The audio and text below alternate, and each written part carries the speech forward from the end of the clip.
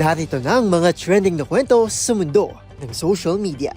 Video ng pagkahimatay ng isang bar exam passer trending online. Security guard na pinalilibutan ng maraming aso, kinaaliwan ng netizens. Grupo ng mga kabataang Katoliko nagdaos ng virtual translation sa online game platform na Roblox. Video na overcrowding at stampede sa MRT Cubao Station viral. 80 na yung handbridge sa La Trinidad Benguet na gaya raw umano sa Golden Bridge sa Vietnam, umani ng matikos. At for baby sa Dumaguete, patay sa heart attack dahil sa mga paputok noong New Year's Eve.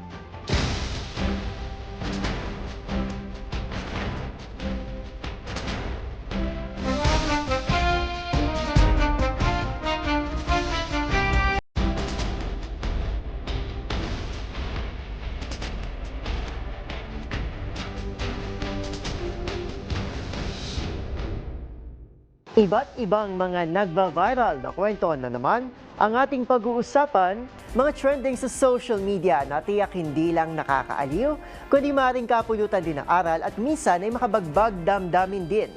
Kasama ang buong pwersa ng DZRH TV, ito ang TNVS, Trending and Viral Show na kahandang kumpletuhin ang buong kwento. Masaya, malungkot, o isyong pambayan man yan, sagot na namin ang inyong tanghalian. Ito po si Arnold Herrera ng DZRH TV, una sa Pilipinas, una sa Pilipino.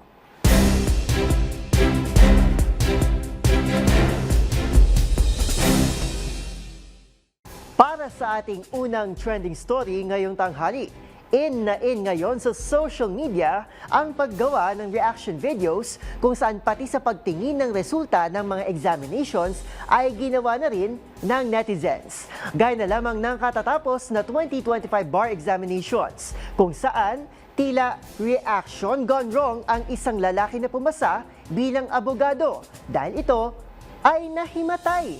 Ang trending reaction video ni soon-to-be attorney makaumbang panoorin sa report ni Dustin Bayog.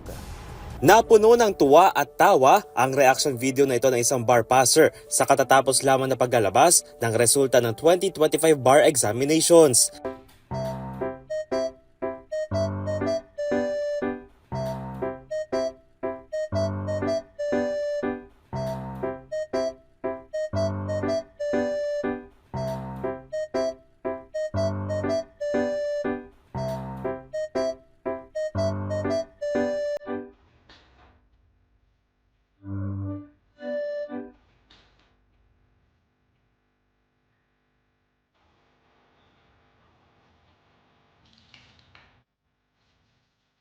Siya ay si soon-to-be attorney Faisal Makaumbang mula sa Pagadian City, Zamboanga City na nakapanayam ng DZRH Digital. Pagbabahagi nito, nung una ay nakala nitong hindi papasa dahil sa pagkaantala ng paglalabas ng resulta. At nabagtungo na ito sa kwarto ng kanyang ina upang maghintay, ay halo-halo na naging emosyon nito. Sobrang kaba ko po kasi, of course, di ba, pinaghirapan ko to. And then, when we were waiting for it po, mixed emotion talaga, parang nasusuka ako. Kasi wala akong masyadong tulog. Kasi parang, yun yung kaba, yung ganon. Tapos, tawag dito, no, nakahaga ko sa kuya ko, ng nanay ko, nakahawak sa akin, pati yung kapatid ko. Tapos, lumabas na yung result, parang na-shock ako kasi hindi ako makapaniwala na isa ako sa mga pumasa. Doon pinaghirapan ko, pero doon nag-expect ako kasi naghirap ako doon. Sa sobrang hindi makapaniwala, nanlabo na ang paningin nito at dito na nga siya tila nahimatay na makikita sa viral video. Aniya mahirap ang pag-aaral ng abogasya kung sa pinagsasabay rin ito ang pagtatrabaho at ang pagtuturo ng accountancy subjects. Nag-aaral ako back 2020 kasi pandemic yun. Sobrang hirap kasi, bilang law student, ang daming basahin. Tapos, working student ako. So, first year, second year, I was actually teaching sa same school din, may accounting department. So, nagtuturo ako ng accounting subjects. And then, after the 8 to 5 p.m., turo, and then 5 p.m. hanggang 9 p.m., pasok sa klase. Ang kanyang video ay talaga namang pinusuan ng netizens na umabot na nga ng higit 1 million hearts at mayroong higit 14 million views. Ang netizens, labis naman ang paglaro sa comment section kung saan si Atty. Makaumbang daw ay personal na nagpasalamat sa Panginoon sa kanyang pagkahimatay. Habang hirit ang ilan ay muntik na ibang tarpaulin ang may paggawa at sabay biro rin ng isang sikat na funeral services. Sa huli na puno ng pagbati ang comment section para kay Atty. Makaumbang at sa kanyang buong pamilya. Samantala gaganapin ang oath-taking at role signing event sa Philippine Arena sa darating na February 6 para sa mga bar passers. Para sa DZRH TV, ito si Dustin Bayog. Una sa Pilipinas, una sa Pilipinas.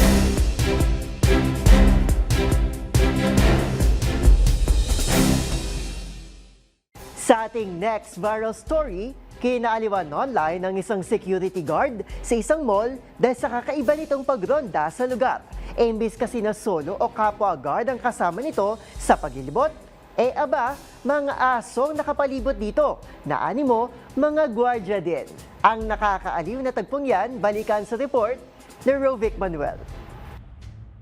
Kinaaliwan online ang kuhang ito ng isang netizen. Nakita ang isang gwardya na rumoronda sa isang mall. Karaniwan, solo o kapwa guard niya ang kasama na maglibot. Pero iba ang kaso sa guard na ito. Pinalilibutan kasi ito ng sangkatutak na aso na tila guards din ng naturang guard. Ayon sa uploader ng video, tila bang si Kuya Guard yung ginugwardyahan ng mga fur babies. Aniya, super friendly rin daw ng lahat ng aso na nilapitan at tila nakikipaglaro pa sa kanya. Biro ng ilang netizens, ito daw ba ang tinatawag na Paw Patrol? Ayon naman sa netizen na ito, si Kuyang Guard daw ang tila leader ng asosasyon. Ikinatuwa naman ng ilan pang netizen ang pag-aalaga ng naturang mall sa mga aso maging sa mga pusa na pag-alagala doon. Hindi lang daw kasi nila ito hinahayaan na manatili sa lugar, kundi pinapakain rin daw nila mga ito. Pagbabahagi naman ng isang netizen na isa ring gwardya, maganda daw na may kasamang aso para kahit makaidlip sila sa kanilang duty, ay nandyan ang mga aso para sumama na magbantay. Sa ngayon, mayroon ng halos 2 million views ang viral video na yan sa TikTok. Para sa DZRH TV, ito si Rovic Manuel, una sa Pilipinas, una sa Pilipino.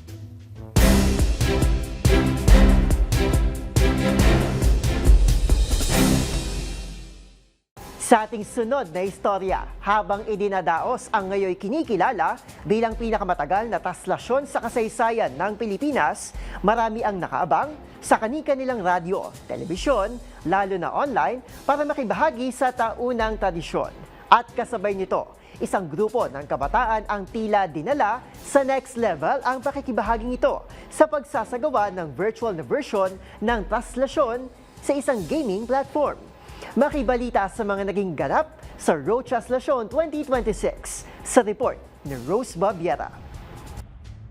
Habang mabagal na umuusad ang andas ng Jesus Poong Nazareno patungong Quiapo Church mula sa Quirino Grandstand sa taunang traslasyon, isang virtual na bersyon naman ito ang kasabay na nagaganap online sa gaming platform na Roblox.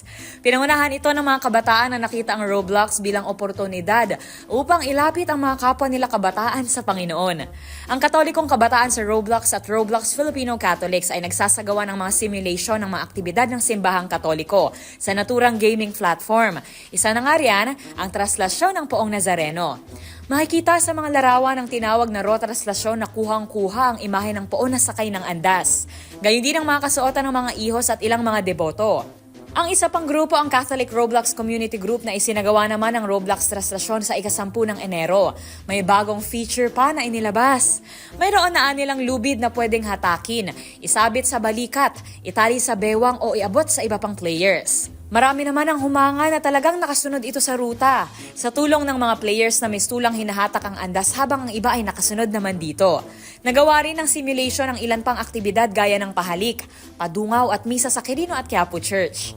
Ang ilang nakatatanda, aliw na aliw naman sa bersyon na ito. Isang netizen ang nagbahagi na umattend ang kanyang anak at sinabing natuwa ito dahil marami raw ang dumalo. Napuyat naman ang ilang mommy na sinamahan ng mga anak sa raw traslasyon. Ang isang netizen, humanga naman sa paraan ng paghahayag ng pananampalataya ng mga kabataan ngayon na naipapakita na maski online. Ang raw traslasyon ay sinimula ng iba't ibang grupo ng mga kabataang Katoliko noong pandemya. Sa kasagsagan ng lockdown, hindi makalabas ang mga tao para isagawa ang mga tradisyon na ito. Kaya naman nakahanap ang mga kabataan ng alternatibong espasyo kung saan nila naihahayag ang pananampalataya at ang kanilang debosyon sa Diyos. Gayunpaman, bagamat accessible at nakakaaliw para sa marami, payo ng mga developer, mainam pa rin na dumalo at makibahagi ang mga kabataan sa church activities sa mismong mga simbahan dahil ang pananampalataya ay dapat sinasabayan ng konkretong aksyon. Para sa DZRH TV, ito si Rose Babiara.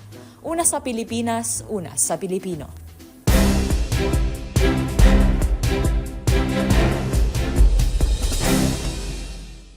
Para sa ating next viral story, kasabay ng pagpasok ng bagong taon, maaga ring sinubok kamakailan ang mga kababayan nating commuter sa MRT Cubao Station.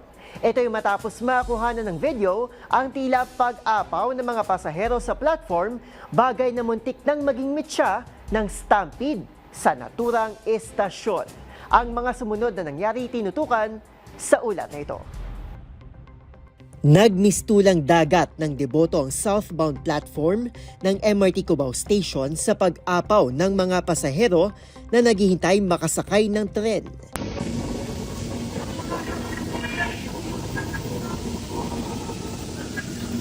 Sa viral video na kuha ni Arvin Joseph noong unang linggo ng Enero, makikita ang patuloy na pag-akyat ng mga pasahero sakay ng escalator. Ang problema, wala nang malulusutan at paglalagyan ng bagong bugso ng pasahero na napipilitan ng makipagtulakan at magsumiksik sa platform para lang hindi maipit ng iba pang pasahero sa escalator. Kwento ng uploader, nasa 30 minuto na siyang nakapila at nag-aabang ng tren nang makuhanan niya ang eksena. Sa sobrang peligroso ng kondisyon noon sa Cubao Station, muntik-muntikan pa raw itong mauwi sa stampede o sa pelikulang Final Destination. Noon hanggang ngayon, wala anyang pinagbago sa sistema ng train line sa dami ng kinakaharap na aberya. Ito rin ang sentimiento ng ibang commuter. Salamin daw ito ng poor management ng istasyon at ng pampublikong transportasyon sa Pilipinas. Hindi raw dapat pinayagang umakyat ang mga pasahero kung apaw na ang platform. Mungkahi pa ng ilang netizen, pinakamaiging solusyon talaga ang pag-decentralize ng trabaho sa Metro Manila. Kaugnay nito, naglabas naman ng statement ang pamunuan ng MRT3 na humihingi ng dispensa sa abalang idinulot ng insidente. Nangako rin itong hihigpitan ng pagbabantay at pagmamando ng dagsa ng commuters lalo tuwing rush hour upang hindi na ito maulit sa hinaharap. Para sa DZRH TV, ito si Arnold Herrera. Una sa Pilipinas, una sa Pilipino.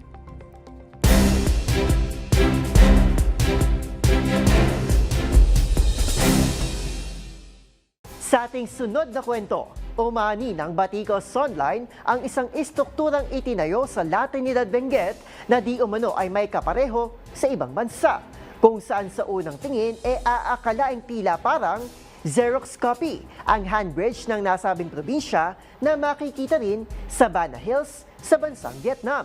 Kung ano nga bang naging sentimiento ng mga netizen ukol sa dalawang tourist spots, alamin sa report ni James Galangue. Kakaiba sa unang tingin pero tila parang Xerox copy kapag pinaghambing. Ang handbridge na ito na matatagpuan sa La Trinidad Benguet at ang kaparehong istruktura nito na makikita naman sa Bana Hills sa Vietnam. Kaya naman imbis na hangaan ng publiko, umani ng samot-saring reaction online ukol umano sa panggagaya ng tourist spot sa ibang bansa. Komento nga ng netizen na si Jojo Arista, sana isang viewing deck na lamang ang ginawang Cordilleran structure kaysa gayahin ng nauna raw umanong iconic Golden Bridge ng Vietnam. Habang pabirong hirit naman ng netizen na ito ay parang naka-nail polish pa ang ginawang tulay sa Benguer, bagay na kinaliwan naman ng marami at nagpaabot din ng kani-kanilang sentimiento.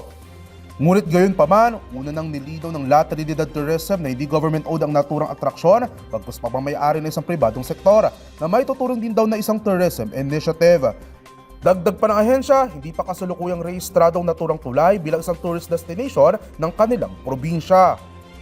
Samantala, sinimulang itayong nasabing tulay sa Benguet noong kalagitnaan ng 2023 habang 2018 naman ang buksan ng daan ng Golden Bridge sa Vietnam. Para sa DZRH TV, ito si James Galangue, una sa Pilipinas, una sa Pilipino.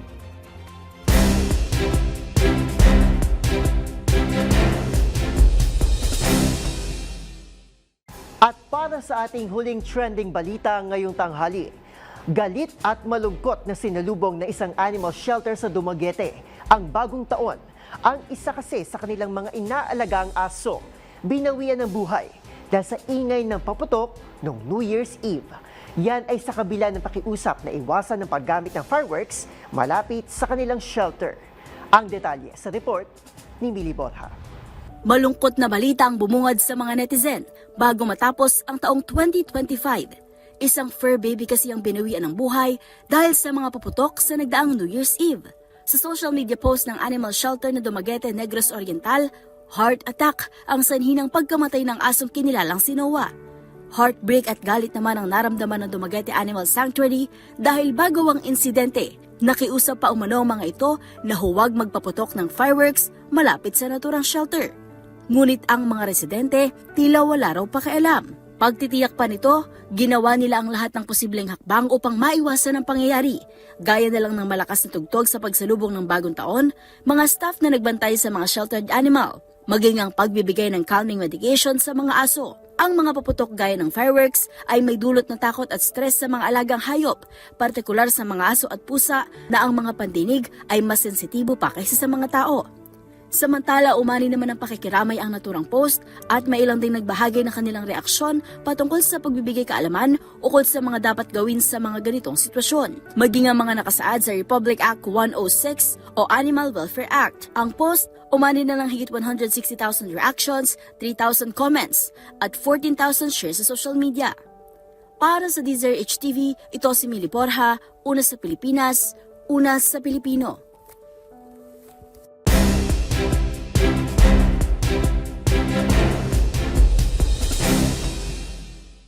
At yan ang mga kwento ang kinagiliwan, pinusuan na gumawa ng ingay sa social media.